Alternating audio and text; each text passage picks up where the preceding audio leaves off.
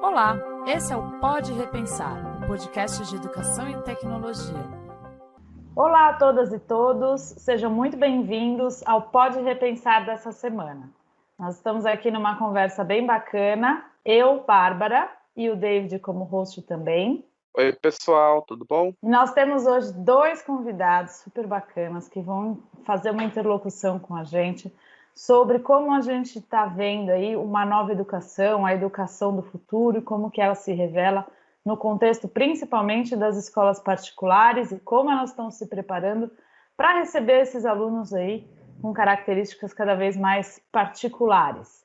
Então, nós convidamos aqui a Luciana Lívia. Olá, Lu! Olá, gente, prazer. Eu sou Luciana Lívia Gonçalves, eu trabalho com tecnologias educacionais, formada em comunicação social pela PUC e tenho um mestrado em tecnologia da inteligência e design digital. Seja muito bem-vinda, Lu. Estamos também com o Alex. Oi, Alex, tudo bom? Olá, Bárbara, boa tarde. Tudo bem, David? É um prazer estar aqui com vocês, tá? Eu sou pedagogo, geógrafo, me especializei em metodologias ativas e atualmente atuo como orientador educacional do Colégio Renascença. Obrigada, Alex. Obrigada, Lulívia. Agradecemos muito vocês toparem conversar um pouquinho aqui com a gente hoje. E aí, para começar a nossa conversa, a pergunta do milhão, né? Uma pergunta que tem rondado bastante quem trabalha com educação, que é como que a gente está pensando, vendo, entendendo esse aluno, o perfil do aluno de hoje, tanto com as mudanças recentes, com toda a questão que a gente tem vivenciado, né? Como que as escolas têm se preparado, como que as escolas tradicionais têm feito adaptações, né? Para receber esses alunos, como que vocês veem isso? Então, a ideia é que vocês tragam um pouquinho da percepção de vocês, da vivência que vocês têm, da experiência. Então, Lu, conta um pouquinho para a gente como que você tem visto esse movimento, né? Recente das escolas tradicionais se adaptando. Acho que vale dizer e lembrar que a Lu tem um mestrado, né, Lu? Conta um pouco do seu mestrado. Claro, concluí minha pesquisa de mestrado no primeiro semestre do ano passado, na PUC, né, em tecnologias da inteligência e design digital. No meu mestrado, eu me debrucei sobre as transformações recentes das escolas particulares tradicionais, fiz análise do discurso, e através da semiótica, né, discursiva, e eu comecei a olhar, então, para as propagandas, para todo o material institucional que essas escolas criaram ao longo dessa transformação e que contavam sobre ela, né, para ver, assim, quais eram as características, por que elas estavam se transformando, essa foi minha pergunta de pesquisa, né, quais motivos que elas apontavam para se transformarem e como que elas se transformavam, então, quais eram as características dessa transformação. Então, foram as duas perguntas de pesquisa, eu peguei escolas grandes, particulares, tradicionais, foi o meu recorte, para olhar, então, para essas mudanças, e daí a sua pergunta, né, Bárbara, como que é esse aluno? Então, esse aluno é um motivo de mudança da escola, né? Acho que a primeira coisa que a gente pode dizer é isso. A escola, ela se transforma num tempo em que se exige transformação de várias instituições, não só da escola, né? Todos os setores da vida se transformaram, sobretudo com o avanço digital. Então, a gente tem uma transformação do trabalho, a gente tem uma transformação do consumo, uma transformação da cultura, da convivência, das relações sociais, e a gente tem, naturalmente, também a escola sendo pressionada a se transformar. Daí você perguntou do aluno, né? Esse aluno, ele habita diferente o tempo e o espaço, né? Tem vários filósofos que dizem isso, o Michel Serres é um desses, né? Que fala que esses alunos habitam também o virtual e eles manipulam várias informações ao mesmo tempo, né? E isso, quem aponta é o Serres, vai dizer que eles não ativam os mesmos neurônios ou sintetizam da mesma forma as informações que as gerações anteriores faziam. Isso tem a ver com o digital, tem a ver com estar constantemente plugado, né, em rede de pessoas, em rede de informações, em banco de dados. Eles são intermitentemente presentes e ausentes, né, tá sempre em dois lugares ao mesmo tempo, né. Então, o conceito de ubiquidade cabe à aprendizagem aqui, né. Eles têm uma aprendizagem que é mais espontânea, fluida, caótica, sem restrição de tempo e espaço. Isso é próprio, é uma característica do digital, né? Uma característica que é importante da gente perceber desse tempo é que a gente não precisa mais estocar o saber, né, na nossa cabeça, porque ele está sempre ali na nossa mão, né? A gente está sempre plugado. Então, o saber está ali sempre na ponta dos dedos, e é por isso que o Michel Serres vai chamar essa geração de polegarzinho, que é essa pessoa que está sempre usando o polegar para acessar pessoas, para acessar lugares, para acessar conhecimento. E daí a gente tem um impacto grande no professor que está ali na sala de aula, que ele não é o único detentor do saber, né? Não é o único porta-voz que tem aquele saber estocado, né? Ele não tem a oferta singular de saber. Então, essa relação, ela muda, eu gosto muito do Serres, porque ele vai dizer que o aluno, nesse contexto, ele já não é mais um passageiro que fica em silêncio enquanto o motorista toca a viagem, mas ele é alguém que quer participar, que quer falar, que quer se envolver, né? Que quer conduzir junto. Isso, exatamente. Ele não quer mais ficar na posição confortável de quem não toma decisões, de quem não fala, né? Então, acho que a gente tem esse contexto, né, que é importante para a escola, né, desse aluno em transformação, esse aluno que não aprende da mesma forma, que não se comporta da mesma forma, nem na sala de aula e nem em todas as atividades que envolvem a escola, né? A gente tem também esse acesso ao conhecimento que muda, né? Então, isso muda muita coisa, né? Na dinâmica escolar, né? Você tem um aluno que ele está plugado num fluxo veloz de dados e informações, e essas informações são fragmentadas e dispersas, então é diferente daquela informação que o professor traz, que é organizada, que é estruturada, que vai se aprofundando, né? Que começa e termina, né? Então, o aluno experimenta uma outra forma de aprender nesse fluxo veloz que ele habita, né? Eu gostei dessa questão. Eu nunca tinha parado para pensar nisso, né? Ele habita o físico como habita o digital. Quer dizer, o bico, né? A nossa geração habita o físico e faz visitas ao digital, a gente pode dizer. Mas essa nova fluido geração... E caótico. Muito legal. E, Alex, vocês que já estão na escola particular, recebendo e vivenciando esse aluno, que agora também já está habitando muito mais o virtual do que o físico, né? Como que você vê a escola passando por esse movimento de acolher o aluno com todas essas particularidades? Eu pensaria da seguinte forma, Bárbara. Eu acho que a escola, ela, em 2020 em especial, em função do contexto da pandemia, ela teve um fenômeno catalisador, né? Eu acho que a escola ganha uma outra territorialidade, né? Quando a gente faz essa discussão do físico e do virtual, né? Eu, como bom geógrafo, vou trazer um conceito da geografia, que é o conceito de território, né? Eu acho que o território da escola ele é mais do que o espaço físico, né? O prédio escolar, a instituição escolar, né? E ao longo de 2020, de alguma forma, a gente viu a centralidade da escola nas pessoas, né? E nos processos de mediação. Mesmo não estando nos espaços físicos, nos prédios, a escola continuou com a sua vitalidade, com o seu vigor e se reinventando, né?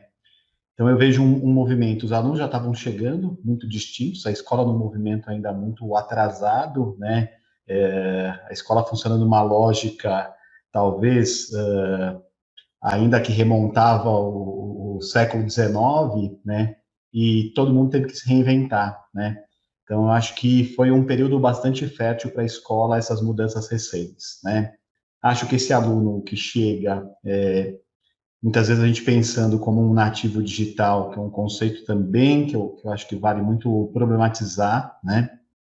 A gente fazer uma crítica em relação a esse conceito, né? Mas é um aluno que tem múltiplas habilidades, que está pensando em muitas coisas ao mesmo tempo, e fazendo muitas coisas ao mesmo tempo, e a escola, cada vez mais, ela precisa colocar ênfase no valor da mediação e da significação, né?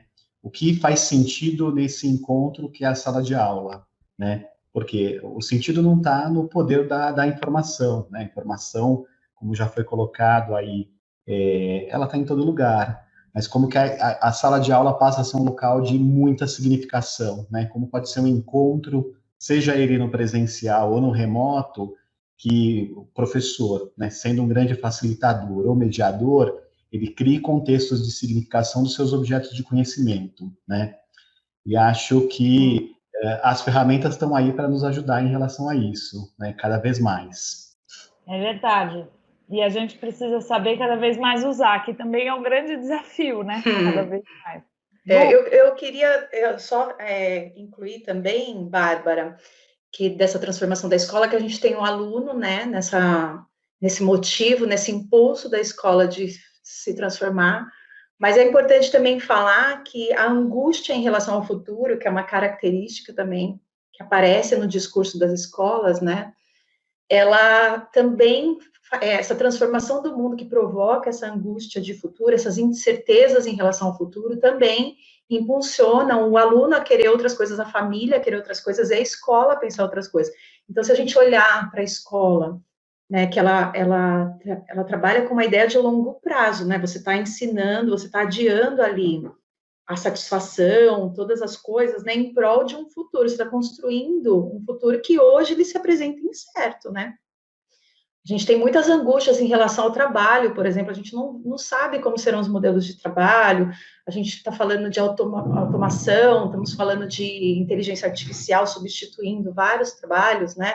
O Fórum Econômico Mundial já aponta, assim, as mudanças de profissões, como que isso impacta de uma forma, assim, devastadora as relações de trabalho, as profissões.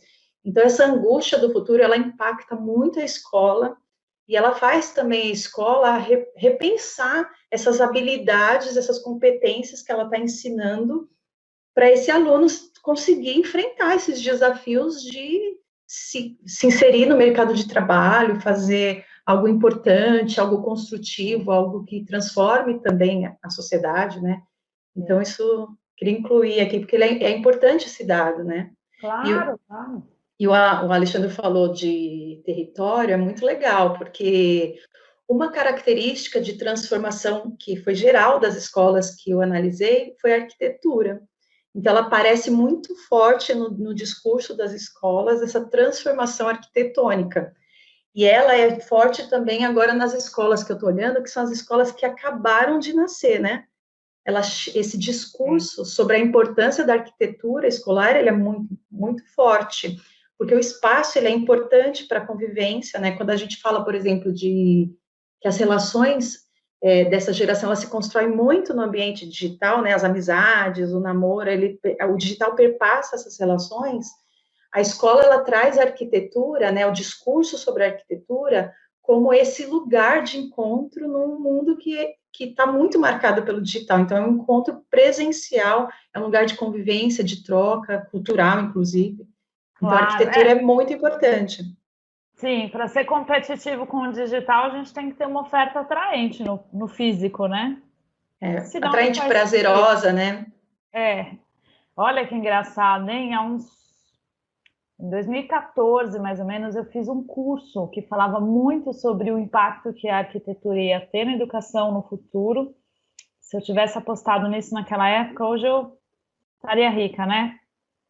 Porque é verdade, inclusive, se não me engano, no ano retrasado, o prêmio para a melhor concepção arquitetônica do ano saiu para uma escola brasileira de uma região... Foi sim, do norte, né? Uma escola... Não sei se foi do norte ou do centro-oeste.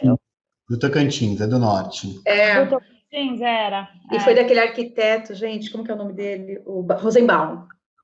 Ele que ganhou o prêmio.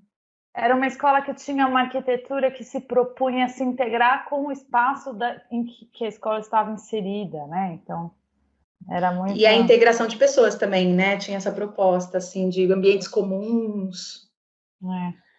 E essa discussão, ela é muito... É engraçado porque isso fala também a própria forma... Acho que a Lu vai saber explicar isso muito melhor do que eu, mas parece que o digital, ele se transformou teve impacto, aconteceu de forma tão rápida que hoje certos conceitos que pareciam da modernidade já ficaram velhos. Por exemplo, Eu trabalho numa escola em Salvador, em que eles querem matar o conceito de ter um laboratório de informática, porque a escola está trabalhando com cultura digital e com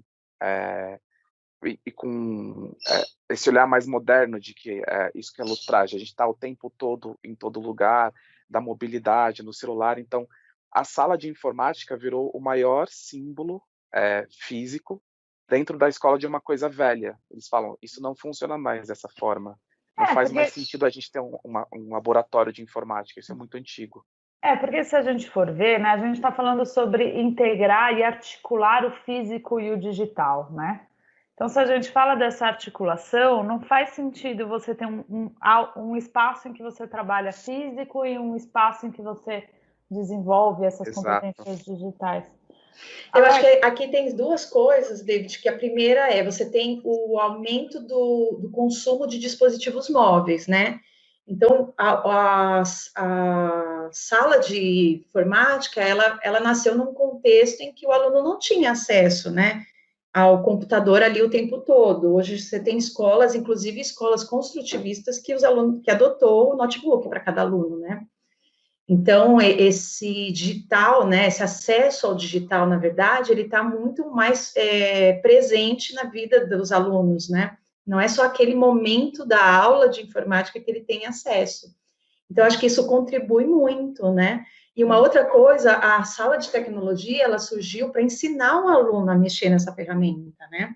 E hoje o aluno, ele já tem essa competência muito cedo. O que a escola precisa ensinar agora é a competência cognitiva, né? Quando a gente fala de educação midiática, a gente não está falando de ensinar o aluno a ligar o computador ou a acessar a internet. A gente está dizendo para ele assim, olha, tem coisa boa e tem coisa ruim, como que você faz esse discernimento, né? Como que você tem uma crítica ali em relação ao que você lê. Então, essa competência que você está ensinando agora. E eu concordo com você, o laboratório de informática é um sinal físico de que a escola não se atualizou, né, ainda. Eu traria algumas considerações ainda sobre essa questão da arquitetura, e mais do que a arquitetura, da essência do projeto da escola, né? Eu faço uma leitura bastante crítica em relação a isso, né? No universo das escolas privadas tem um movimento grande de se buscar prédios com uma arquitetura bastante ousada, eu diria, né? Então a gente vê esse movimento das escolas que são cada vez mais campus, espaço físico, uma transparência, muito vidro, ambientes que são de múltiplos usos, se abandonar aquela ideia das carteiras enfileiradas, né? Ao mesmo tempo que a gente percebe que muitas escolas, né, têm toda essa estrutura física e concepções absolutamente conservadoras, né? O quanto que a arquitetura, ela transforma o projeto, vai até a página B, né? Porque, de fato, se o projeto não é um projeto ousado, né, que tem professores com uma outra mentalidade, né, com uma outra percepção de mundo, que fazem uma leitura desses alunos de uma outra forma, é só um prédio grande, novo, bonito, transparente, né, espelhado para práticas que se reproduzem, né? E pensando também sobre a tecnologia, né, a gente muitas vezes acredita que os alunos já fazem uso, né, quando a gente traz a discussão do laboratório de informática. Também é um modismo não ter laboratório de informática, né? E, de fato, faz sentido não ter, tá? Porque a gente utiliza dos dispositivos móveis cada vez mais, né? Com o smartphone, a gente consegue trabalhar com muitas possibilidades, né? Mas, ao mesmo tempo que o fato, a questão é que os alunos precisam aprender também muito dessas tecnologias, né? A gente vê o aluno que faz de tudo no smartphone e muitas vezes não sabe utilizar um editor de texto, né? Ele não sabe enviar um e-mail, colocar um anexo, né? Então, o quanto também a gente entende que os alunos dominam, porque fazem uso, são imersos nessas tecnologias, mas tem um tanto que nós precisamos ensinar, né? Ninguém está ensinando mais o aluno a fazer uma edição de texto. Então, o que é um entrelinhas, o que é justificar, né? Então, eles acham que podem reproduzir, muitas vezes, a linguagem que utiliza lá no WhatsApp, no texto que ele vai apresentar, que ele vai enviar para o professor na plataforma, né? É nosso papel também discutir o uso dessas tecnologias e tem muitos aprendizados, o quanto que eles sabem lidar com essas tecnologias, né? Não é papel da escola também trazer uma reflexão sobre isso, né? Uhum. Com certeza, concordo. Existem duas perspectivas quando a gente fala nesse uso de tecnologia. Uma é o uso a instrumentalização para o uso da tecnologia. Então, é o que o Alex falou. Meu sobrinho, tem 12 anos. E eu dei para ele um Google Chrome, que é um tipo de computador que funciona melhor com arquivos na nuvem. Um Chromebook. Chromebook. Dá um navegador para ele, Bárbara. Chromebook, obrigada, David. Chromebook. Eu dei para o meu sobrinho um Chromebook.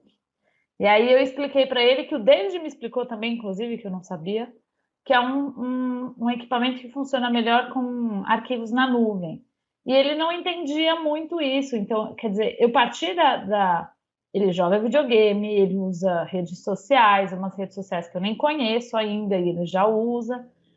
Mas quando eu disse para ele que ele precisava usar aquele equipamento com um conceito de nuvem, ele não entendeu. Eu precisei sentar, mostrar para ele como que ele salva um arquivo na nuvem, o que isso implica. E ele falava, mas está no meu computador ou não está? Não, está na nuvem, mas você pode acessar do seu computador. Então, realmente, Alex, acho que existe essa perspectiva da instrumentalização para o uso das tecnologias e existe a perspectiva do olhar crítico. Então, como que eu uso as redes de forma crítica, como que eu tiro o melhor proveito disso? Lulívia, me corrija se eu estiver errado, mas aí é que entra a questão do letramento, né? Isso. Eu acho que é importante falar assim, eu tenho dados de 2018, tá? Do CETIC, porque foi o dado que eu trouxe para minha pesquisa, depois eu não acessei de novo, mas, por exemplo, 9 em 10 crianças e adolescentes que vivem em áreas urbanas acessam a internet no Brasil, tá? Então, 9 entre 10 crianças. Na área rural chega a 63%. Daí, esses dados do CETIC, né? 93% dessas crianças das áreas urbanas, elas utilizam o celular para isso. Então, quando o Alex fala do computador, é verdade. A gente tem quase a maioria acessando pelo celular, né? E quase metade dessas crianças acessam de forma exclusiva, nem usam o computador. 44% eles trouxeram como dado em 2018. Então, é muita criança acessando só pelo celular, e quando a gente diz isso, o que o Alex fala é isso, né, você tem um acesso muito mais de redes sociais, né, no navegador, e daí, às vezes, você não tem realmente competências de ferramentas como uma edição de texto, né, então, acho que tem essa questão, sim, com certeza. Eu penso isso, Lu, só para completar a sua fala, porque eu acho que a gente tem um duplo desafio, né? A gente precisa instrumentalizar para utilizar das ferramentas, né? E cada vez menos, né? É fato, eles têm acesso a um desktop, a um notebook, eles estão trabalhando, estão tendo acesso às redes desse mundo digital pelo smartphone, que é uma relação, né? Como que você, por exemplo, produz um texto, né? Sei lá, vai fazer uma redação para a professora no smartphone. Ele vai ter limites. É possível, mas ele vai ter limites, tá? Como que você vai fazer uma planilha? Você pode fazer? Pode, tem aplicativos para isso, mas tem limite, né? A gente tem que instrumentalizar. A gente acha que eles estão vindo instrumentalizados. Não estão. Para muitas coisas, não. Óbvio que eles são hábeis, né, e vão nos ensinar o tempo inteiro, mas tem muitas coisas que a gente pressupõe que os meninos estão dominando que a gente está deixando de instrumentalizar, né? Ao mesmo tempo, né, que eles estão imersos nesse mundo digital, né? Então, a gente fazer essa educação midiática, né, ela é fundamental. Então, eu tenho que instrumentalizar e eu tenho que refletir sobre esse universo do digital que as redes estão colocando, né? Ele vai buscar informação, ele sabe usar o Google, ele busca informação, né? Mas que pesquisa é essa, né? Que são fontes confiáveis? Como que a gente vai mediando tudo isso? Então, acho que os desafios são cada vez maiores, né? Por quê? Porque o mundo é mais complexo, né? A complexidade está aí. Tem uma falsa percepção. Perdão, Bárbara. Não, eu só ia dizer que eu entendo por que a Lulívia trouxe no começo da conversa que existe uma angústia nas escolas, porque realmente é muita coisa para lidar de uma vez só, né? E tem uma falsa percepção de que isso a gente viveu durante muito tempo. Eu acho esse discurso até um pouco superado, de que necessariamente a geração dos mais jovens, por interagirem com celular, com jogos digitais, eles têm as competências digitais necessárias para encarar o mundo real. Uma queixa muito frequente, inclusive, dos professores que trabalham na educação básica é o fato de alunos eles serem altamente, eles conseguirem lidar bem com jogos, com redes sociais, com aplicativos, mas quando eles têm que realizar algum trabalho formal, aí do ponto de vista cognitivo um pouco mais elaborado, eles têm essa dificuldade. Então, acho que tem um conjunto de competências aí que as escolas também têm que olhar, que acaba sendo um outro desafio, né? Não é, a gente está aprendendo várias coisas ao mesmo tempo com essa mudança tão rápida, né? Sim. E vocês acham que agora, nessa nova realidade, né, as escolas tiveram aí 2020 um ano bem atípico, e as escolas, houve quem dissesse que as escolas se adiantaram aí, né, tiveram um processo de digitalização que corresponde a 10 anos, né, do que seria... Levaria 10 anos para que as escolas conseguissem se preparar para esse nível de digitalização, e elas precisaram fazer isso em um ano. Vocês concordam com isso? Viram esse movimento das escolas se prepararem em tempo recorde para essa educação do futuro? Vou deixar o Alex começar, porque ele está dentro da escola. Legal, eu acho que essa afirmação, Bárbara, ela é super, super real, né? Mas eu diria que as escolas, elas não foram catalisadas 10 anos para a educação do futuro, elas foram catalisadas 10 anos para a educação do presente, tá? Essa educação agora, ela é física, ela é remota, né? Ela é digital. Então, eu vinha normalmente para a escola, eu estou agora nela, estou aqui nessa conversa da minha sala, até meados de março, e o mundo passa a ser outro a partir de uma determinada semana de março, né? Rapidamente, todo mundo teve que aprender, por exemplo, a lidar com o Google Classroom. Rapidamente, o professor teve que se tornar um produtor de vídeos e editar. Rapidamente, o professor teve que aprender a essa ideia de nuvem, porque muitos professores estavam carregando seus pendrivezinhos ainda na bolsa e colocando para abrir o seu PowerPoint, né?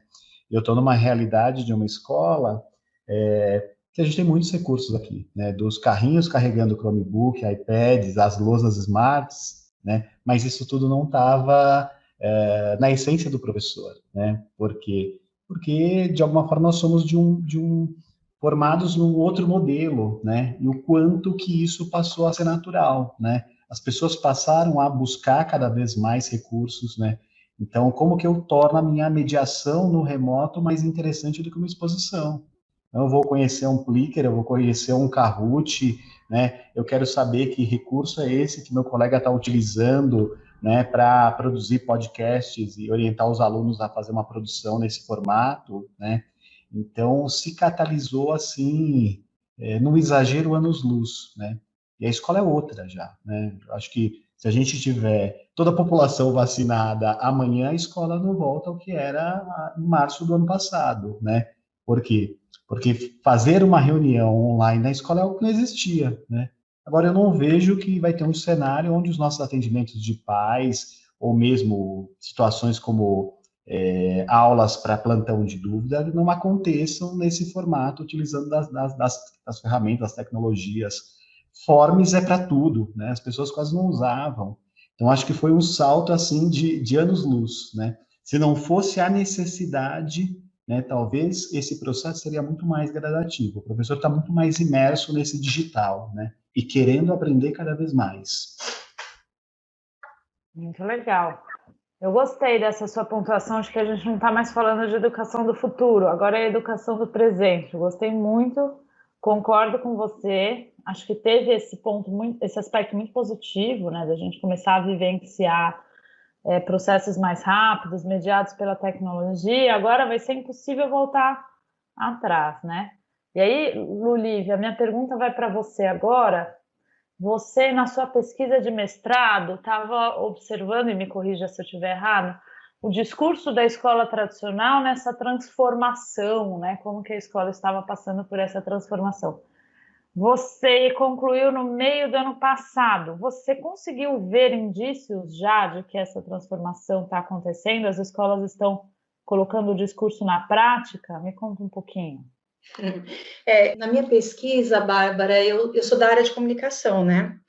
Então, eu olhei para o discurso institucional da escola, né? Eu não olhei, assim, como que ela aplica, se esse discurso se concretiza mesmo. Quando ela diz, quando o Alex fala de, por exemplo, da arquitetura, que não basta colocar em círculo as carteiras, né? Não basta criar uma sala transparente, ele tem toda a razão, é isso mesmo, né?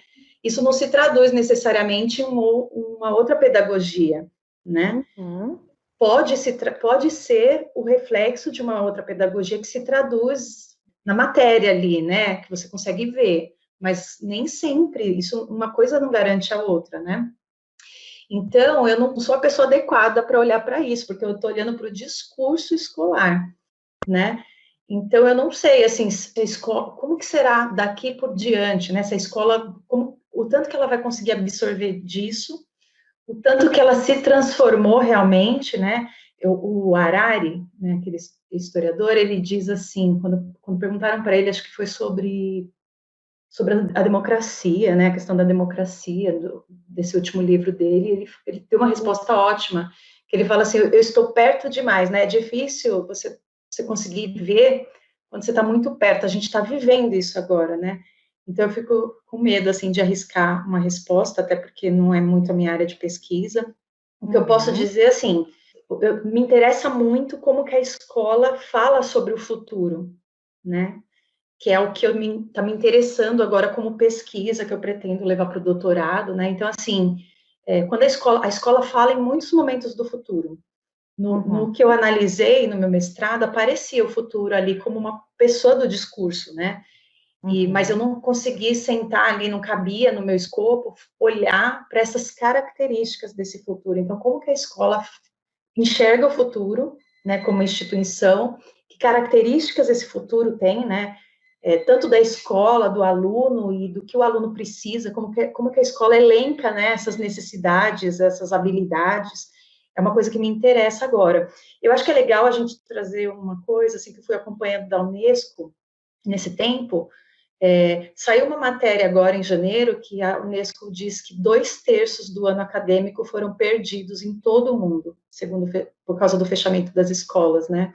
Então, assim, a gente avançou muito, mas eu também acredito que a gente perdeu muito, assim, com o distanciamento, né? Se a gente olhar, sobretudo, para escolas com dificuldades, né? Quanto mais a escola atende pessoas mais marginalizadas ou com mais dificuldades financeiras, essa situação fica mais grave, né? Eles mapearam que as escolas ficaram fechadas em média 3 meses desde o início da pandemia, né? E que na América Latina essa média foi de 5 meses, então é muito tempo. Com escolas fechadas, assim, fechamentos nacionais completos, né? Então é um dado, assim, que salta aos olhos. Quando eu terminei minha pesquisa, ficou aquela questão entre eu e minha orientadora, assim, vamos falar na conclusão alguma coisa sobre a pandemia, porque eu não tinha pesquisado nada sobre a pandemia, né? Eu estava ali fazendo a minha conclusão quando a pandemia começou. Mas eu cheguei a olhar para ver se era relevante, no fim a gente descartou, não colocou nada sobre a pandemia. Mas em abril, né, que foi quando eu fechei, assim, o arquivo e entreguei, eu lembro que era 1 de abril o mapeamento da Unesco, né? E quase 85% dos estudantes de todo o mundo, né, que eram matriculados, estavam sem aula, né? Tinham sofrido com a interrupção da aprendizagem. Então, assim, é uma porcentagem altíssima no mundo todo, né? Eu até notei aqui, 172 países estavam com escolas fechadas, né? E tinha afetado 1,5 bilhão de crianças. É muita criança afetada. Eu não sei o quanto que a escola avança. Tem uma questão que eu acho que a gente precisa pensar, assim, que a escola também é um espaço de pensar esse avanço. Ela tem que olhar para essa mudança de forma crítica. Ela não tem que mudar porque há uma necessidade, então eu tenho que me adequar. A escola também é esse espaço de reflexão crítica, se a gente está indo por um caminho certo, às vezes não. Às vezes não é esse o caminho certo, então a gente precisa fazer, a escola também é esse espaço de repensar isso, né? Será que a gente tem que ficar digital? Será que a gente não tenha que fazer esse movimento inverso, eu não tenho essa resposta, né? O que eu sei é que essa característica, né, da gente viver neste mundo onde o digital perpassa e transforma todas as relações, né? Nem o trabalho, nem a relação de trabalho é mais como era, né? Hoje eu recebo mensagens, imagina, antes eu parava de trabalhar e só voltava no dia seguinte, hoje não é mais assim, né? Então, esse mundo mudou, ele é evidente, né? A gente não pode ignorar, mas a gente também não precisa, a escola, enquanto instituição, ela também precisa estar fazendo, né? Porque senão parece que ela não está fazendo, do jeito que eu estou falando. Ela está fazendo, tem muita gente pesquisando isso, né? Até que ponto a gente precisa mudar enquanto instituição, né? E mudar para onde, né? Será que mudar é só se adequar? Será que se adequar é o melhor? Né? Será que não é hora também de fazer essa reflexão de mudança, né? Se é por aí mesmo? E já está sendo feita, né? Eu estou olhando para o discurso só, então eu fico um pouco ressabiada, assim, de dar palpite nessa questão da mudança, né? Pedagógica, por exemplo. Por isso que a gente chamou vocês para fazerem essa interlocução, Lu, porque eu acho que a gente consegue trazer os olhares da perspectiva do discurso e entender, o Alex traz um pouco para a gente, se esse discurso realmente se reflete na prática, né, Alex? E eu acho que é muito legal a gente pensar, né, nessa possibilidade. Eu acho que esse diálogo é um privilégio, e a gente pensar sobre o discurso da escola e a prática da escola, né, cria muitas chaves de interpretação, né, porque, de alguma forma, como que as escolas precisam aproximar o seu discurso da sua prática, né? Esse discurso e a prática e a realidade, eles são absolutamente distintos, né? E o discurso do futuro, que ela falava, ele é o discurso que a escola o tempo inteiro tinha impregnado.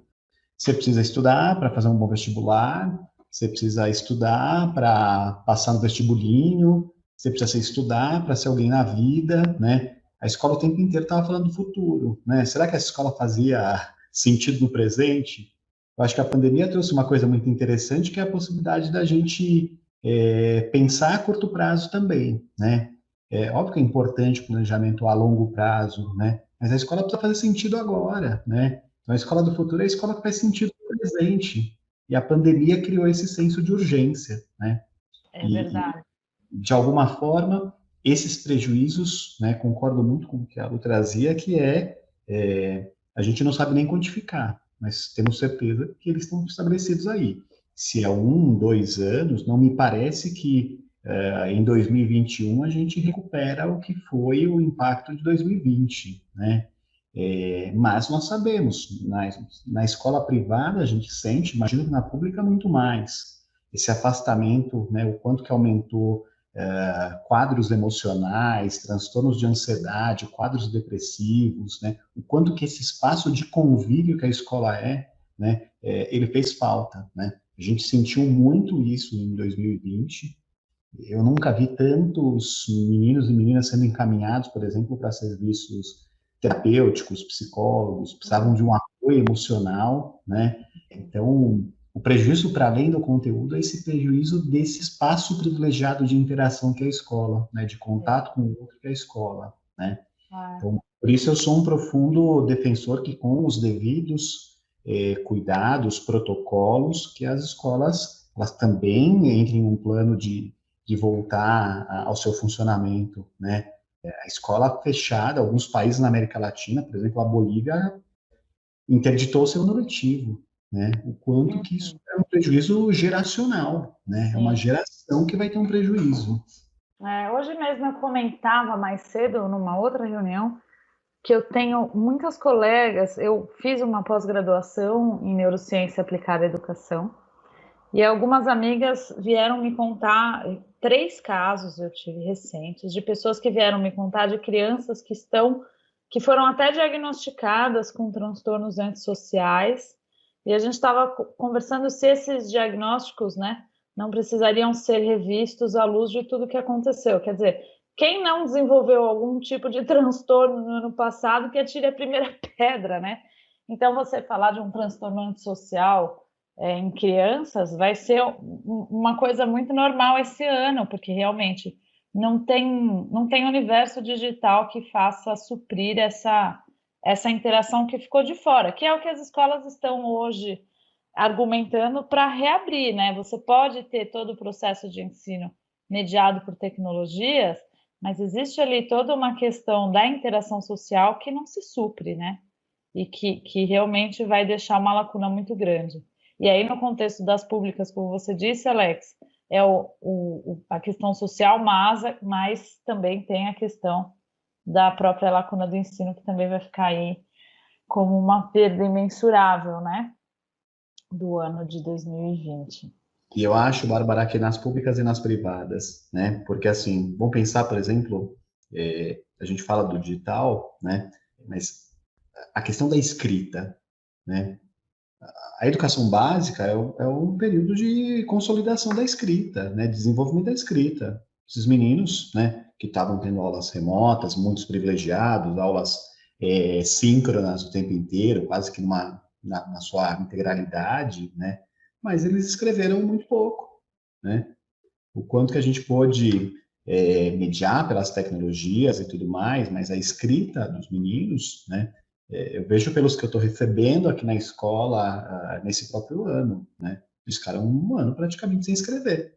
Eu acho que a escola tem o desafio de mensurar, né, e validar a aprendizagem nesse tempo, né? Eu sei porque eu acompanho o meu filho, eu estou do outro lado, né, Alex? Agora, nessa pandemia, eu sou a pessoa que está vendo uma criança aprender pelo computador. E eu percebo, assim, que é um desafio para a escola mensurar e validar essa aprendizagem. Então, assim, o quanto ele aprendeu, né? E como, assim, como que isso vai impactar? Ele está no Fundamental 1, né? Ele está iniciando a alfabetização, então, assim, é um período super importante. Você falou, Alex, sobre o vestibular e essas coisas, né? Eu acho que é legal pensar que a gente trabalhava com a ideia de garantias do futuro, né? A gente falava assim, se você estudar bastante, você vai arrumar um bom trabalho, se você estudar bastante, talvez você tenha um sucesso profissional. E quando a gente fala de incertezas do futuro, que foi uma característica que apareceu, né, no discurso da escola, perpassa muito esse pilar escolar, que é essa ideia de que a gente se prepara para o futuro, né, essas garantias, né, que elas estão incertas, a gente não tem certeza, né, porque como as profissões estão mudando, essa questão estou falando do trabalho, lógico, né, do mundo do trabalho. É importante também falar que, com as chegadas das novas escolas, que é uma coisa que me interessa, esse assunto, né, você tem um discurso de que a escola, no modelo que ela existe hoje, ela não atende mais às necessidades do aluno de hoje, do aluno pós-moderno, né, que o aluno precisa de outras coisas, que ele tem outras necessidades. Então, essa ideia de que eu estou nascendo como escola já com esse modelo de educação do futuro, né, que olha para esse aluno novo, que atende essas necessidades.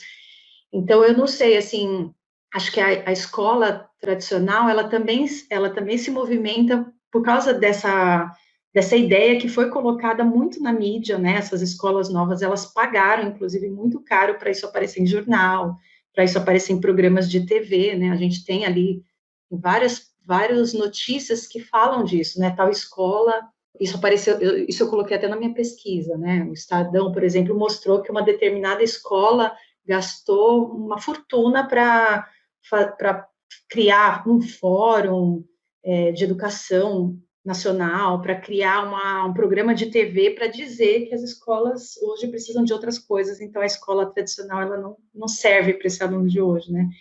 Então, eu não sei, assim, como que a escola vai olhar para esse futuro, o que ela vai absorver, né, e que vai considerar importante, tendo também em vista que tem esse cenário ali de concorrência, né, que se fala hoje várias coisas, vários atributos da escola como bons para a escola do futuro, sei lá, o bilinguismo, por exemplo, as tecnologias ativas, a sala de aula invertida tem ali uma lista enorme de palavras e de situações e de características pedagógicas ou características arquitetônicas, né, sei lá, que compõe esse discurso do que é importante para o aluno do futuro, né, e, então, acho que tem tudo isso ali no meio, mas no meu palpite, eu acho que se reforça essa ideia do físico, né, que esse tempo, ele reforça, eu acho que você até falou nesse sentido mesmo, né, Alex?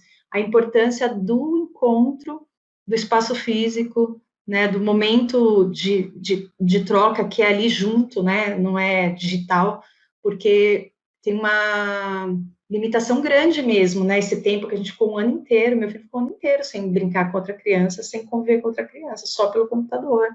Isso não consigo mensurar ainda o impacto disso, e para mim, como mãe, é super importante ele ir para a escola, né, ele brincar com outra criança, ele esperar, né, aprender a esperar, aprender a ouvir, né, fazer os combinados, isso é super importante também, além do conteúdo, né.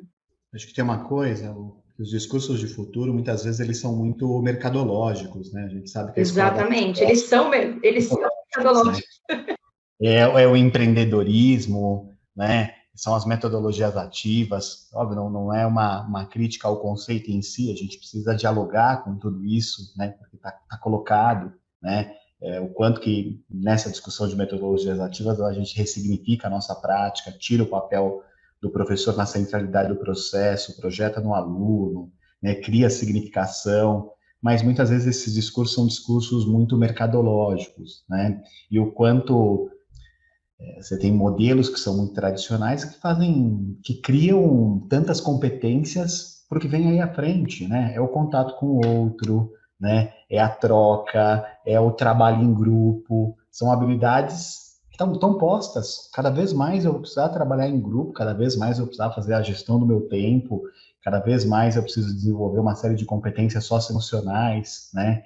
E aí, nesse sentido, muitas vezes é uma crítica muito injusta ao que a gente chama de escola tradicional, né? Tem escolas tradicionais que são muito mais ousadas do que muitas escolas que têm discursos mais alternativos ou mais construtivistas, né?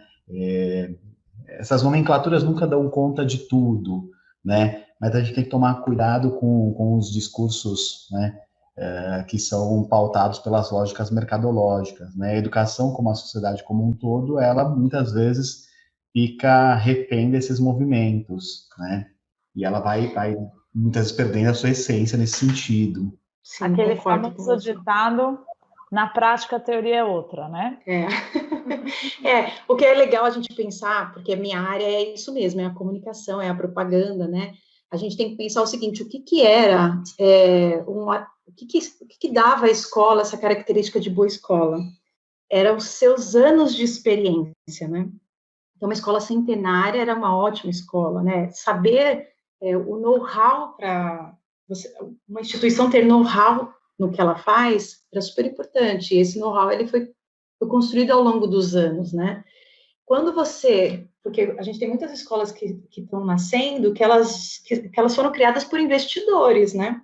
Então, você quando chega novo no mercado que valoriza o que é antigo, né? O que tem muitos anos de prática, você precisa criar também narrativas ali para tornar o seu trabalho relevante, né? Então, eu acho que também a gente tem que olhar para isso de forma mercadológica, é isso mesmo, né? Você precisa dizer que o antigo não funciona mais, né? Então, por isso que o novo tem valor. Você ressignifica o novo, né? Você põe valor em outro atributo. Eu acho que é esse o movimento do discurso. Muito legal, pessoal. A gente pegou aqui um bonde filosófico super importante de se discutir sobre educação, né? Para sair um pouquinho da visão de senso comum que a gente costuma ter por aí quando se discutem perspectivas inovadoras para a educação nos contextos escolares, né? Super obrigado pela visão de vocês. Acho que é uma conversa que daria pano para manga, a gente podia sentar numa mesinha de bar e ficar horas falando sobre isso, ia ser muito legal, mas a gente vai encerrar o podcast aqui para poder deixar todo mundo com uma pulguinha atrás da orelha. Para quem está nos ouvindo, eu vou deixar a indicação do autor que a Lívia mencionou, que é o Yuval Harari, né? A gente deixa depois nos links também, para quem quiser ouvir um pouquinho mais sobre eles. Acho que o Serres é legal, Michel Serres. É bem bacana, para entender o aluno, Perfeito. Depois você me passa também o nome dele por escrito para a gente deixar. E quem quiser encontrá-los no LinkedIn para acompanhar o trabalho de vocês e essa perspectiva que vocês trouxeram aqui, como é que vocês estão por lá? Eu estou como Luciana Gonçalves, eu posso deixar o meu link aí com vocês para vocês colocarem disponível. Deixa sim, Luciana Gonçalves, e o Alex está como? Eu estou como Alexandro Pereira, eu passo também o link para vocês disponibilizarem. Combinado. David, tá por aí? Eu tô, gente. Muito obrigado pela contribuição. Eu acho que vocês trouxeram, como a Bárbara disse, um aprofundamento mesmo, né? Porque a gente tende a pensar, aliás, a gente escuta muito, né? Um discurso do senso comum de como as escolas privadas estão lidando aí com esse novo, mesmo as públicas, né? E aí, quando a gente para pensar, a gente vê que é um fenômeno que não é tão simples de explicar. Esse finalzinho da discussão aí, a Lu falando das questões mercadológicas e acho que do quanto também o mercado tenta o mercado não, mas acho que tem um movimento mesmo de não que não seja, acho que totalmente verdade, mas o quanto não tá permeado no discurso, acho até por uma questão mercadológica mesmo, de que o velho é sempre ruim, ou que o tradicional tá ultrapassado, ou que não funciona. E aí não por uma questão técnica, mas mais por uma questão quase que de concorrência mesmo, né? Então, acho que vocês trouxeram uma discussão super rica para a gente. A gente, com certeza, virou um dos nossos podcasts aí que vai ficar como referência para quem está estudando. Tem bastante gente pesquisando, inclusive, nesse pedaço. Obrigado mesmo. Foi um prazer, gente. Foi muito bacana. Prazer conhecer vocês também, os que eu não conhecia.